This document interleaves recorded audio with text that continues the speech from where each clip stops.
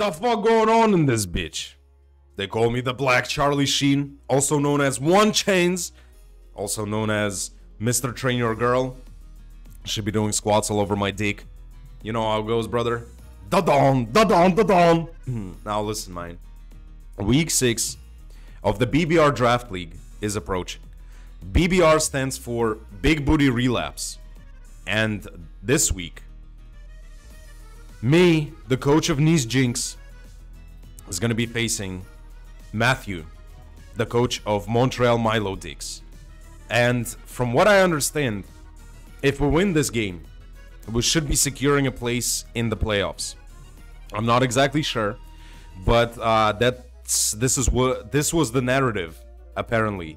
I need to check on the standings, but I've been told that a win here will pretty much almost guarantee a place in the playoffs, okay? So this matchup is really, really important in our run to the playoffs, as I said already 25,000 times. But listen, man, I was not able to prepare whatsoever. I have been driving around Europe for the past week. I drove about 3,500 miles. And I had to go to France for an exhibition for the company that I run. And I pretty much drove through Germany, Poland, Netherlands, Belgium, and France in the past week. I had a lot of business meetings. I had to pull up to Nice, to the unbelievable, incredible, remarkable city of Nice. I had to go ahead and find some Jynxes over there, you know what I'm saying? I had to absorb the energy and the vibe of this unbelievable, phenomenal city for us to be able to motivate the team and get the right mentality and set ourselves straight for this particular matchup. I would like to say huge thanks, huge shoutouts to MattOshea, Chris, aka Zazo, for building this team for me. Without him, I would have not been able to prepare whatsoever. I literally was doing everything last minute. I came back I came back home, as you can say, literally 7 hours before the battle actually happened. And without external help, no preparation would have been possible. So huge shoutouts to PokeaimMD, shoutouts to Maverick Shooters for giving me a lot of ideas as well. And let's get to the breakdown, I suppose. So now look, from the looks of it, I believe that Cloyster looks unbelievably good in this matchup, right? Obviously, we can't bring low kicks because Matthew has the best low kicks counter in the whole existence of universe, aka Corvic Knight. Okay, Corvic Knight just eats low kicks alive. Cloyster goes unbelievably stupid. Obviously, he has an Azumarill, so we need to weaken Azumarill to go crazy with Cloyster. Also, Scarf Dragapult could be a good answer to Cloyster as well. Even after +2, it outspeeds obviously the Cloyster, you know. He doesn't have much for the dog. Yes, there is a Braviary, okay? Braviary is the only normal type. He does have Garnocracle as a ghost resist, of course, because of the ability that Garnocracle has. Crocodile is also a dog resist, but besides that, dog goes unbelievably stupid. So let me break down the idea for this right quick. I am expecting Matthew to bring Dragapult, Azumarill, Corvic Knight, potentially Rotom. I think Crocodile definitely should come to this game. Garnocracle also should come, and potentially Braviary. I don't see him bringing anything else, really. Gallade could be an interesting pick, right? But I don't really see anything else being really viable against me, okay? So the idea for the team. We are going to be bringing Sandy Shocks, because Sandy Shocks, with photosynthesis, outspeeds pretty much everything. Even with this particular build, it outspeeds everything, including the Scarfers that could potentially be on this team, aka Gallade and Crocodile. So if both of them are Scarfed, we still outspeed with photosynthesis. We get the rocks up. It is very important for us to get the rocks up early game, okay? And get a little bit of chip damage on whatever is in front of us. If it's Crocodile, if it's like really whatever, just Sandy Shocks is able to get the job done really easily of getting up the rocks. And as you can see, there is no real hazard removal. Yes, there is Braviary, okay? Braviary gets Roost, Defog. I'm pretty sure it gets Defog. A lot of things lost Defog, but Braviary is one of the things that still has it. So that is the only way of removing hazards, which obviously Sandy Shocks puts immense pressure on. That is going to be most likely our dedicated lead. I'd say that 9 out of 10 times I will be leading Sandy Shocks. Then we have Chople Lucario. Chople Lucario is very important for the CC dynamic of Crocodile. If it's like a bulky Crocodile, for example, then we can set up on it. We don't have to fear the, you know, the booty press. Same with Garnockercle. Just, you know, overall, Choppleberry is there to ensure that we get Swords Dance up. We need to put immediate pressure. Oh, what am I saying, bro? Corviknight has Defog. Yeah, of course, Corviknight has Defog. That's his hazard removal. Very good hazard removal. All right, my bad, bro.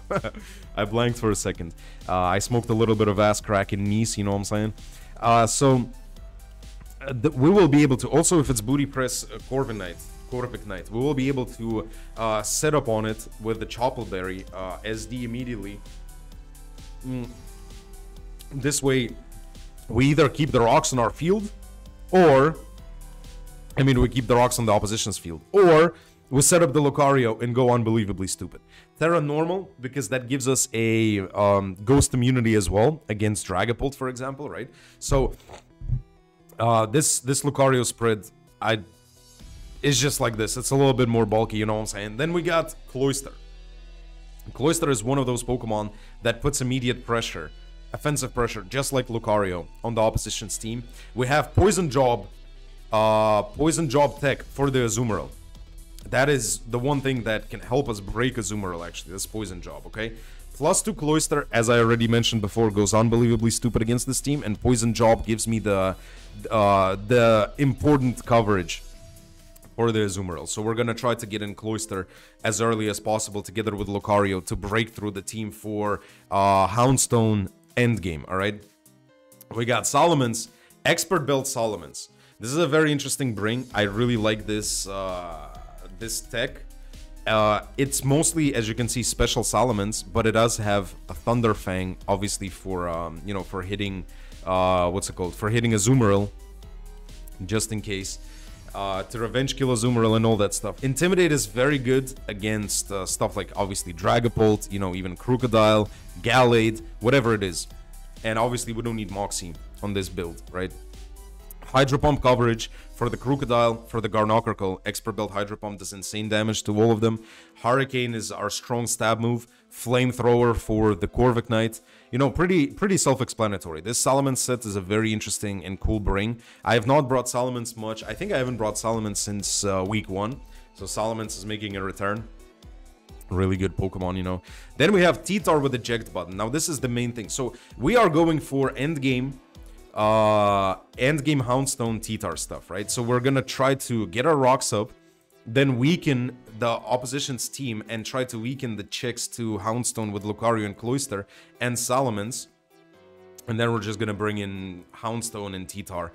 T-Tar has eject button to be able to initially bring in Houndstone quickly, right? So obviously we switch into T-Tar, we get the sand up, we get injected out, and we bring in Houndstone to put insane offensive pressure on the opposition's team, right? So we got, you know, we got T-Wave, Thunderbolt, Ice Beam, Dark Pulse. Just special T-Tar overall has really good coverage against the opposition's team in this. There's not much to say. The main thing is with eject button, we should be able to get the send up twice. And getting up the send up twice should win us this game, I feel like. Houndstone, this is obviously Sand Rush. We're running Spell Tag to be able to switch up moves. We have Last Respects as the best move, for sure. We have Shadow Sneak in case this is Scarf Dragapult, right? So we're going to be able to sneak that thing. Ice Fang is there to, you know, cover the possibility of Braviary. And Will-O-Wisp is just an overall good utility move. Fast Will-O-Wisp in the sand. You know, so this is a pretty straightforward team against a relatively straightforward matchup, okay? And the game plan is relatively simple, I'd say. And let's see how well we can execute it, right? I really enjoy the idea of eject button T-Tar. It's It's an amazing tech. I feel like the Solomon set should also catch the opposition off guard.